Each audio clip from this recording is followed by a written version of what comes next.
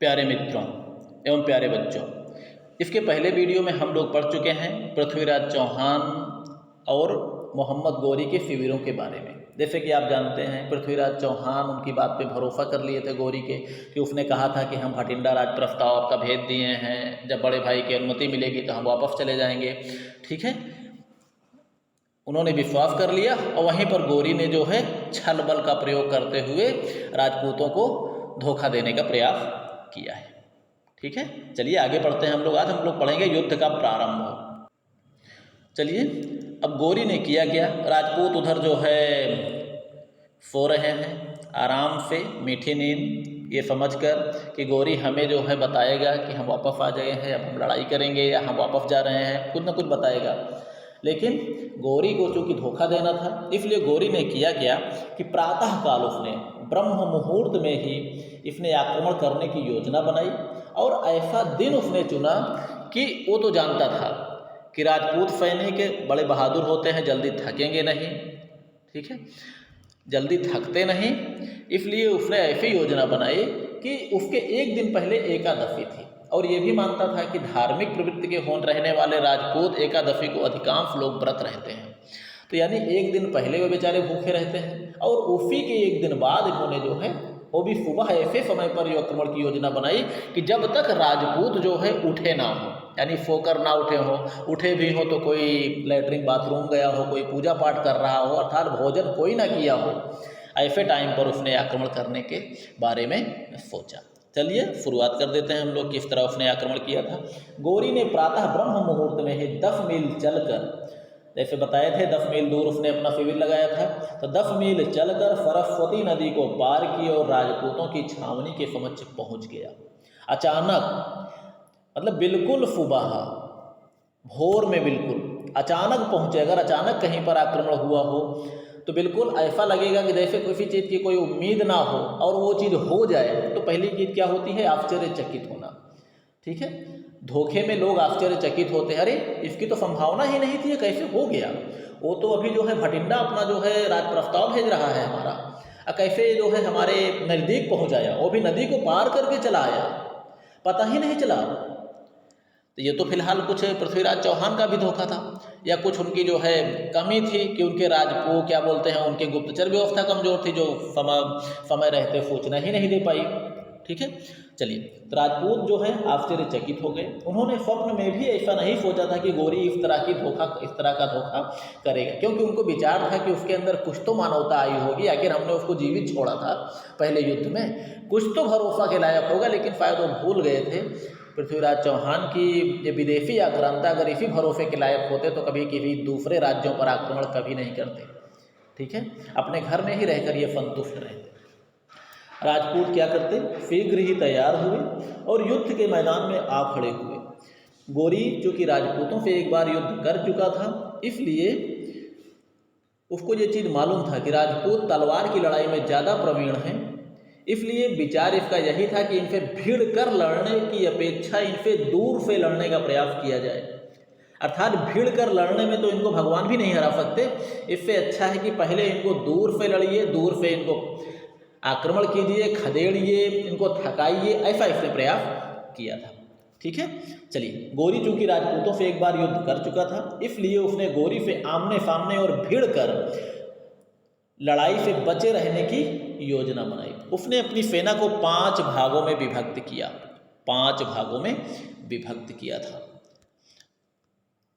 और यहाँ पर देखा जाए तो ऐसा कोई जो है भाई, कोई ऐसा डायग्राम हम भाई बनाने में बनाया तो जा सकता है, बनाने वाले किताबों में आपको डायग्राम बनाया भी मिल सकता है, लेकिन अगर अभी हम जो है इसका अध्ययन करेंगे तो ऐसा लगेगा कि ये सिर्फ दौड़ाते रहे दौड़ाते रहे दौड़ाते रहे।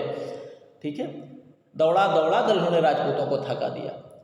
चलिए, गौरी ने अपनी सेना को 5 भागों में विभक्त किया और मोहम्मद गौरी ने इसमें 10-10 हज़ार धनुर्धारी सैनिकों को सेना के अग्रभाग, पृष्ठभाग, दाएं बाएं भाग में लगाया और स्वयं मध्य भाग में खड़ा हुआ। 12,000 घुड़सवारों को आरक्षित रखा, यानी रिजर्व रखा। रिजर्व इसलिए रखा कि हमारे जो सैनिक उनको खदेड़ेंगे वो भी थकेंगे, ताकि इन सैनिकों को इसलिए रखा जाए कि जब राजपूत सेना थक जाए तब उन थके हुए सैनिकों पर आक्रमण किया जाए। तो रिजर्व का मतलब ही होता है कि एन मौके पर काम आए। एन मौका युद्ध में यही होता है कि जब ज़रूरत पड़े, अर्थात जब हमारा शत्रु थक जाए तो हम इसका प्रयोग कर दें। ठीक, चलिए, उसने अपने धनुर्धारी सैनिकों को आज्ञा दी कि आगे बढ़कर राजपूतों पर तीरों की वर्षा करें। तुर्क अश्वारोही राजपूतों पर तीरों की वर्षा करते, और जब तीरों की किसी पे वर्षा होगी तो वो भी क्या करेंगे, वो भी तीरों की वर्षा करेंगे। लेकिन अगर उनके तीर जो है, उनकी मारक क्षमता कम होगी तो बेचारे क्या करेंगे, खदेड़ेंगे उनको। तो राजपूतों की स्थिति वही थी। अश्वारोही जो तुर्क घुड़सवार जो होते थे, राजपूतों पर तीरों की वर्षा करते। जब राजपूत सैनिक उनके पास आते खदेड़ते हुए तो वो पीछे की ओर भाग जाते। पीछे की ओर भाग जाते तो दूसरा दल दूसरी ओर से इन पे आक्रमण करता। जब उधर की ओर भागते तो वो भाग जाते, ये पीछे वाले जो है उधर आगे आक्रमण करते। ठीक है, एक प्रकार से आप समझ लीजिए, अगर दो तरफ से आक्रमण हो रहा हो तो पहले अगर एक तरफ से आक्रमण होगा तो जिस पर आक्रमण होगा पहले एक तरफ वाले को खदेड़ेगा। जैसे ही एक तरफ वाले को खदेड़ेगा वो भागने लगेंगे और दूसरी तरफ वाले पीछा करते हुए वो अपने तीरों की वर्षा शुरू कर देंगे। जब इधर ध्यान आएगा तो जब इनको खदेड़ेंगे तो दूसरे वाले जो भाग कर दूर गए वो इनका पीछा करना शुरू कर गए, ये तीरों की वर्षा शुरू कर देंगे। तो कहने का मतलब यही कंडीशन जो है चलता रहा, और इसी तरह उसने मोहम्मद गोरी ने राजपूतों को थकाना प्रारंभ किया। इसी प्रकार आगे दौड़ाते, कभी पीछे हटते एवं कभी बाणों की वर्षा करने का क्रम बराबर 3 बजे तक चलता रहा। वही हमने कहा था ना कि राजपूत सैनिक के इतने बलवान होते थे, जल्दी थकाई भी उनको नहीं लगती थी।